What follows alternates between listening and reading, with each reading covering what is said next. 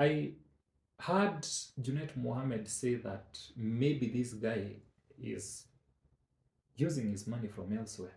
There's nobody who can do all this work with a mere 100 million. These are the people who return money. There's nothing they can do with the money. Now, this triggered me to check how much did Kiharu receive over the previous years on matters of NGCDF. How much did Suna East, the very constituency that Junet Mohammed represents and oversights. Apart from representing, we have to talk about the oversighting issues and provides leadership, underlying providing leadership, because Kikamba tunasemanga siandongo inyu saamulu, when the herd lacks a proper leader, they end up drinking of the dirty waters or contaminated waters. And so is the same case with an organization, any form of an organization. An organization cannot be better than its leader. It can only be worse. So if you see things are working, then it means that something is being done right. Ukiona vialea, jua vimeundwa. Now, as I was telling you, when Junet was talking about this, I got triggered and wondered, ni pesa ngapi Kiharu ilipata over the last 5 years? Because these schools that Ndindi Nyoro has built, he's not started building them the other day. He's also explained how he's walked the journey with the people in the community, involving them and helping them to own the program, to own the development. Compare that with what, compare Kiharu, we'll compare Kiharu, Suna East, and Mwingi West, my home county, my home constituency. Let's see what each constituency, those three random constituencies, received for the past 5 years, and maybe what are the deviations. So, Kiharu, in the year 2020, financial year 2025-2026, received 202,243,910 shillings. How much did my home constituency receive? 182,982,585. How about Junet Mohammed's Suna East? 182,982,585. That was the money that they received. So, mtu akikwambia 100 million, is it to mean that you've truncated the 8?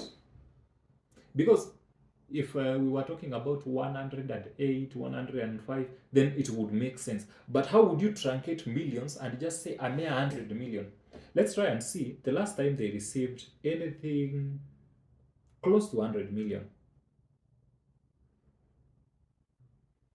That was in the financial year 2018-2019. I'll try to display this. So in 2018-2019, Suna East received 109,040,875. The figure has only been going up. The figure has only been going up since then. So you get to wonder, how did you truncate the 80? Bwana Junet. Okay, a lot has been said about Junet, especially about the issue of agents funds zilikuliwa nini. There has been such an issue. So maybe it's someone who does not have a good relationship with the money that he's trusted to manage, but that's not the case in this point. What gets me to wonder is Junet Mohammed was one of Baba's most trusted people. Now, apart from managing the agents' money and nini, I remember if you used to follow the political the political circus that used to happen during the campaign period, you notice that Junet Mohammed was usually the MC. Junet Mohammed was usually the MC of these political events. You can even remember him referring to Joe as Waziri wa Mashamba or something like that. And of course, hurling insults to the opposition, especially Ruto. Nakumbuka alikuwa anamtusi sana. And it got me wondering, na mbona it's not Raila's style of leadership to be so abusive against the opponent, but for some reason, with Junet's closed mouth, he still let to hover around Baba and even be trusted with such delicate things. Kwani nikamotekani alikuanga amemshikia. Anyway, if we look at the allocations that have been done in Kiharu, it is a true testament that if money is organized well, especially the NGCDF, hiyo pesa ya CDF ikapangwa vizuri, it would change a country. It would change a country. I personally lived at a time where I experienced when NGCDF was first being rolled out. And by then, I was a kid, but David Musila was my MP as of then. And you could tell that NGCDF was working, improving schools here and there, building roads, connecting people with electricity. And at the end of the day, all this money will benefit mostly wale watu wanaishi huko. However, we are currently having a certain crop of leaders who do not believe that charity begins at home. Maybe they think charity begins abroad, begins in Italy, begins in Dubai, begins in Switzerland, wherever you can hide it. But at the end of the day, the master will come and ask you, Junet Mohammed, I gave you the talent of NGCDF. What did you do with it? And you'll say, Master, it was only a mere 100 million. What would I have done with it? Take it anyway. It's nothing. I've seen lots of money. What is 100 million? What can 100 million change to the lives of people? And the master shall say, you unfaithful servant, you lazy servant, I will deal with you. Now you master, who needs to request accountability from your leader, who has bestowed the power on your leader to manage the affairs of your constituency, of your country. Are you ready to claim back that talent? Are you ready to exercise your civil right and decide what kind of leaders you will elect? We might hear of how urgently we need a change in our leadership, but do we ask ourselves what change we will bring? What are the characteristics of leaders that we want to bring in? Do they have a background of development, growth, investment, people-mindedness, a nationalistic pride? Or they are just leaders because they are born of a single mother? Their grandmother died when they were in class 2, after she had just divorced with her grandfather. Reminded me of some guy who pranks people na kuambia ati babu yangu na nyanyangu waliachana nikiwa class 4. Na hiyo kitu iliniuma sana. I find that thing quite funny. But back to the point. Are you ready as the master of your MP? Because I tend to believe that we as the voters are the waheshimiwas. We are the ones who should be called waheshimiwa in place of the MPs, because we are the ones who give them the power. They are our servants. So wao wanafaa kutuita waheshimiwa na sisi tunawaita watumishi.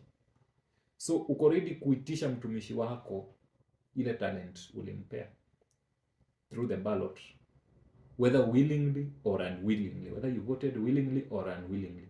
Are you ready to take back that and use your power of voting to claim back such talents? Because we cannot have people like Ndindi Nyoro in the same parliament as Junet Mohammed and expect that these places will be the same, because of course it means that there is an organizational gap, there is a leadership gap when we don't see such, or at least such kind of developments and such kind of organization from our leaders, because that should be like, everyone should be ranging around there. We should be talking about Ndindi Nyoro performance, Babu Owinos, and such things. Because if you were to even reason, Ndindi Nyoro was talking about the tarmacking of roads and saying that in the long run, the cost of maintaining a Maram road as compared to the costs of making a tarmac road, then it's cheaper. If you make a tarmac road in your constituency, you will save on fuel. The time that people spend from point A to point B might be cut or even shortened by well than half, not even a half, maybe a third of the time that you would have spent on the road. Two-thirds of the time would be saved, literally. Same case applies to having schools with proper tiles and cabros, being able to visualize the long-term cost of maintenance, cost of production, having good projections, kuonyeshana huyu ni mtu akona mpango, akona mutaratara. But now, my friends, even as you talk of Suna East and as you talk of Garissa, let me talk about Mwingi West, where my dear Charles Ngusianguna, CNN mwenyewe, is actually trying to take a lot of credit for the construction of a road, the Kitui Boise Road, an extension of it, mpaka Mwingi. And that road is a road that has been fought for quite a while. I remember even Kalonzo was speaking about it. But do you know that apart from that road that is actually under construction at the moment, and the Thika Garissa highway, hakuna tarmac road ingine in Mwingi West?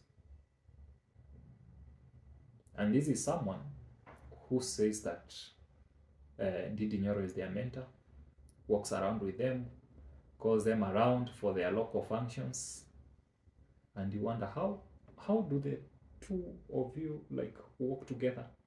What do you discuss? Like tuseme mko kwa bunge hivi, mpatane washroom, mmesimama hivi na Ndindi Nyoro, constituency yako wanaendelea aje, watu wako wazuri, masomo nini, unafanya nini? Like what kind of notes do you exchange? No wonder most people, leaders, are wondering, is it AI? Is it real? Is it Madrid? But now the problem is our leaders will always reflect who we are as a people. If we are able to elect good leaders, then it is to our benefit. If we elect bad leaders, it's to our detriment. Hope we learn with the case of Kiharu, the case of Embakasi East, and many others that are being properly managed